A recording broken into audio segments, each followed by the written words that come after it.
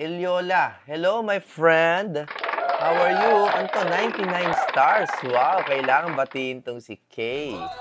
Ano to eh, Musikero 100 to eh, sa mga original kong supporters to. Hi Kay, and I love you very much. And si Kakay yan, si Kakay. So, huwag kang mawawala sa aking buhay, ha?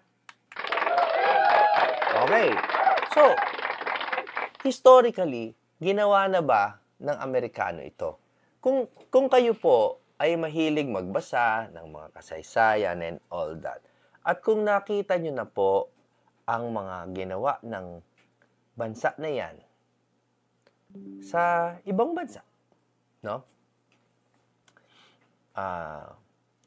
At kung paano sila nagsimula ng mga proxy wars, at kung paano sila get rid of powerful and influential